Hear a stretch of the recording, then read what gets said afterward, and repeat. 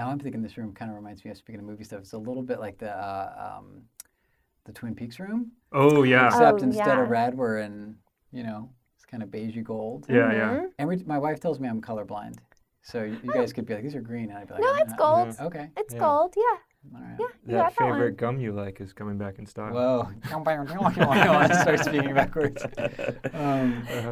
But yeah, birds are singing. Yeah. Thank you so much for you are the first guest in this room. Yeah. So, and our first post-pandemic, well, we're still very much in the pandemic, Yes. let's be clear. But post-vaccinated That's right. for the people in this room. We three vaccinated. Yes. Gathered it feels here good. today. It feels really good to be sitting with people. I've had major Zoom burnout. Oh, yeah. Like, and I don't even, my wife would be like, what are you talking about? She's the one Zooming. But watching her Zoom for meetings makes me burnt out on Zoom and all interactions online. Yeah. I just don't ever want to, I'm never on it, but like the 3 times I've had to do work on Zoom this whole year, like is enough to burn me out. Yeah. Yeah. So it's nice to be in person. I always feel like it's draining, and I never feel like, if, hanging out with people in person is like, it can be draining, but hopefully this won't be draining. But I feel like hanging out in person is like, I always feel good, Yeah. Mm-hmm. But sometimes even talking on the phone can be a little bit like, like when you get off, you're like, I don't know. So yeah, it's really cool to be in person with you guys. Yeah. Yeah. Totally. And this is our 3rd movie podcast episode, our 3rd and final. We did one out in Queens. We're Queens movie locations. Mm-hmm. We covered Goodfellas and Coming to America and Men in Black. Oh, nice. So that was cool. And then we did, where was the second The movie? Royal Tenenbaums. That's right. We did a locations for the Royal Tenenbaums. So that was a lot of fun. Yeah. And then this one. This is the one I would have wanted to do. I'm glad that you guys asked me for this one. Perfect. We must have known. Yeah. Yes. Something was in the air. Yeah. So yeah, we're doing the Spike Lee's movie 25th Hour, and the route itself is based on one small section of the film. But we'll talk about the whole film because it's a great film to talk about. And that is the fuck you scene from the Spike Lee movie, which, I don't know, would you call that a montage? Like, I don't know if the language escapes me for what exactly that is. I mean, we've been calling it a monologue. It's definitely a monologue. But yeah, I guess the clips of, it's not showing like a progression, but it is like clips. Yeah, it feels montagey to me just because it's jumping around a lot. Yeah. Yeah, I think it's the one. It's a part of that movie that everyone remembers now. And it's almost. I was thinking about it when I was rewatching it. It's almost 20 years old. Yeah. Yeah. That's a weird feeling, right? When you're like, getting to a point where you're like, because I remember seeing this in the theater, and so it's really, weird for me to do the math and be like, because things don't feel that long ago to me. That feels like 5 years ago. Right. And even when I was rewatching it, I was like, oh my God, Edward Norton looks so young. And I was also like, what happened to Edward Norton? Where's Edward Norton? Where's he been? I know he pops up in... where has he been? He's popped up in Wes Anderson's movies. Okay, cool. In those little bits and pieces. And I know I did get to listen to that interview. And... Yeah, there's a lot of interesting nuggets from that interview, but go on, yeah. Yeah, I listened to the interview with him and Spike Lee, and he talks in that interview, which was like 2003, about how he's adapting Motherless Brooklyn. Right. Which came out like 2 years ago. Yeah, 2019. Okay. Oh, wow. Yeah. So he's been working on that for a long time. Yeah. So this is a Charile Rose interview we're referring to. We'll add it in the description to the video for those watching. It's such a sharp contrast. And you'll know this as well as anybody, the idea of like development and like how long it potentially takes. The 25th Hour movie developed in, a year, less than a year, 25 basically. hours. Yeah. The movie was shot in 6 weeks, but even getting to the start point was a matter of months, which is pretty unheard of. And then Edward Norton in the interview references, I'm going to start writing this passion project of mine called Motherless Brooklyn in 2003. Spike Lee was like, "Oh, that sounds good," And then 16 years later. Yeah. Wow. It's crazy. Yeah, that is crazy. But it's in me. It's actually kind of impressive that someone can have 16 years worth of drive to get something done. in them too. Like I would give up. I would not. I would be like, by year 3, I'd be like, okay, it's not going to happen. I don't know. I mean, do you have any in your head? Do you have things that you've had for a while that you're like one day?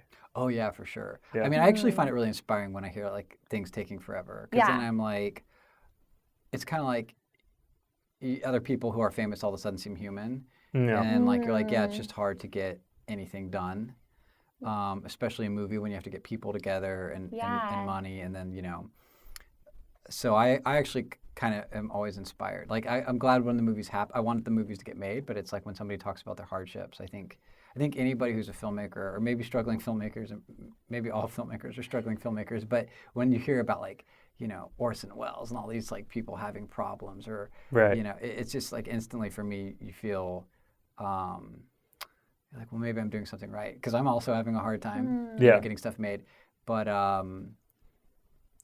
But yeah, I think almost everything, even the things that I have gotten to make, like they took so much longer than I ever would have thought they would have. Even if you were like, I have a movie, it's all one shot, it's just a dog, he walks on the street, it takes like a year. Right. You're like, whose dog? Yeah, What yeah. street? You can't film on that street. I don't have a camera. You know what I mean? There's just like so many things that make it hard. Yeah. But, There's a great Orson Welles story that I'm going to butcher, where he talks about Winston Churchill helping him get a project funded by like a Russian oligarch. Like, and again, I'll butcher it, but you should check it out. Where like he was whining and dining some financier, and I guess he had done some sort of benefit back in the World War II days, and had met Winston Churchill like on a dais, like very passing. Yeah. And then Churchill had come up to their table and just like did some small talk or something, and then went away, and the financier was like blown away. Yeah. And they were like, I think they were like in Greece or something. I'm gonna just continually butcher this even further, but they were like in a vacation area somewhere. And so the next day, Wells saw Churchill like out swimming and was like, hey, I really gotta thank you. You helped get this picture. Like you really goosed this guy here. Mm-hmm. And Churchill's like, oh, okay. And then they saw each other another time. Again, the financier, Orson Welles, and Churchill sees him. And when he sees him, he comes over and then salutes Wells, and then like walks away. And it was like just to like really like seal the deal for the situation. Wow. So yeah, awesome. that's probably about wild. 80% of what actually happened. But I mean, also Orson Welles has such an amazing command of language as well. Just to hear him tell stories is incredible. So. Oh yeah, totally.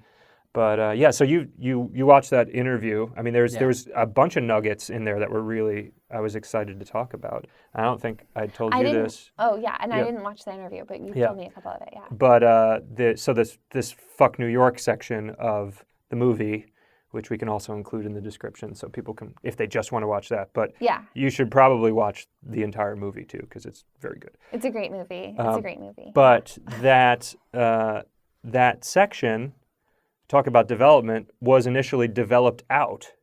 It was in the book that was written. Interesting. Yeah. And then Spike Lee read the book after getting the script. Yeah. And was like, why? Contacted the author, David Benioff of Game of Thrones. He was like, why is this got taken out? And he was like, oh, because it was said that it shouldn't be in there. Oh. And Spike Lee was like, no, we're That putting needs that to be in there. back in. Spike Lee was like, I need more fuck yous in this. Yeah. Yeah. Is that why they took it out? Because they were like, it's too cursing? There's too much cursing? I mean, it's pretty like. It could also just be that like it's kind of like abrasive, you know. Oh, what I mean? totally. Well, I guess it's got, incredibly like, this abrasive. Very sort of like. I was kind of actually struck by it all these years later watching it now. Yeah. I was like, ooh, this is like kind of playing with fire for Totally. sure. in a Yeah. way. Absolutely. Well, actually, sorry. No, go ahead. Recommending to people to only watch that part of it, I actually think is a really bad idea because it's like so not okay. Like that, like it's the least like In contemporary times, particularly. PC okay part of the movie. And like I feel like without having the full character development to like understand what he's talking about and like why he's referencing all of this, like I don't know. I agree that watching it like out of context right now, if you didn't see that movie, you might be like, oh, fuck this scene, you know? Yeah.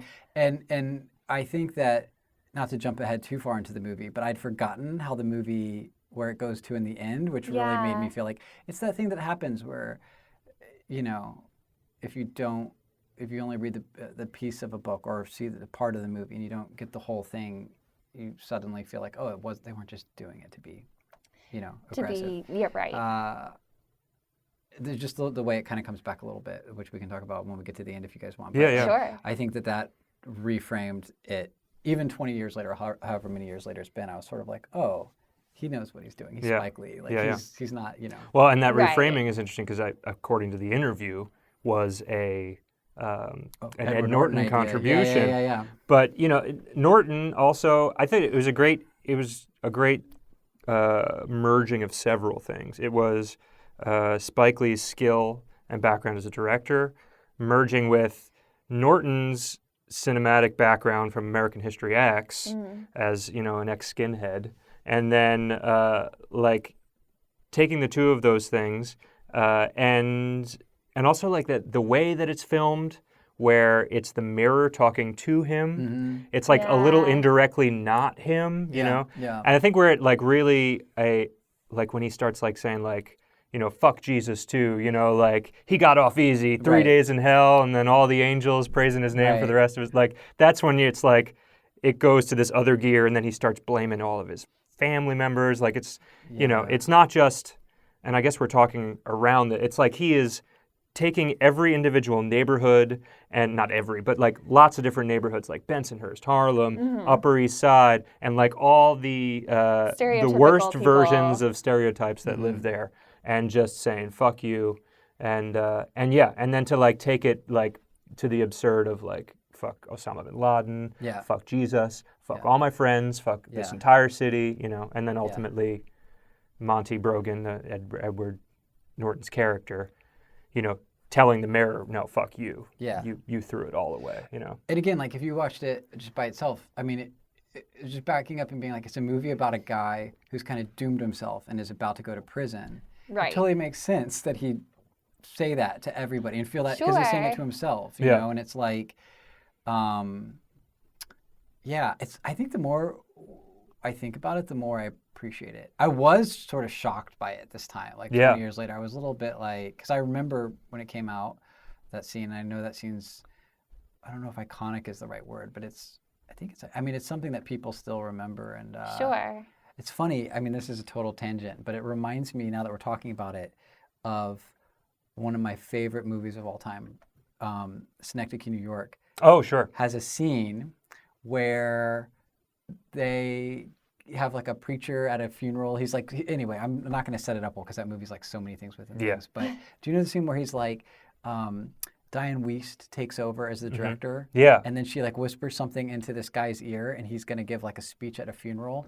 And the actor who's playing this priest starts giving this sort of like eulogy or this thing about just like, sometimes you don't know like where your life's going, and so, and who even cares where my life is going. And I'm paraphrasing it terribly, but the end I know, and it's very much like this movie. But he's like, maybe no one cares about my sadness. Well, you know what? Fuck everyone. And like, then it starts raining. And, yeah. And in a weird way, it's like, I feel like the 25th hour in this scene that we're talking about, kind of, it does get to that sort of big, absurd level toward the end. Yeah. Right? Where you're just sort of like, this guy hates himself so much in this moment. He hates everyone around him. And so, yeah, it's an abrasive scene, but I think it's also true to like what he's going through as a person. And I think, it's a complicated part of the movie that I think like people might now really not want to do or would throw out or be, only maybe see the abrasiveness, but right. But I think this is the first time I saw it actually. I had never seen it when it had first come out. And then when we knew it was planned, I waited until this week to watch it. And I was definitely like shocked and like uncomfortable. But I do think that him at the end being like, no, fuck you, and like to himself, and the fact that it was just like, it felt like character development. It didn't feel like we're saying that these stereotypes are accurate. Right. It felt like character development, and it also felt like 2002. Like, especially, when he calls out, fuck Osama bin Laden. Like, nobody's talking about Osama bin Laden anymore. But, like, in this movie, there's all these references to September 11th, and you've already seen them a couple times, so you know, like, what place and time you're in. Yeah. And I feel like, even watching it now, I'm like, okay, this isn't like a contemporary movie. I'm not watching something that was made yesterday. I'm watching something that was made in 2002, and this is like this character in 2002. Yeah. Totally.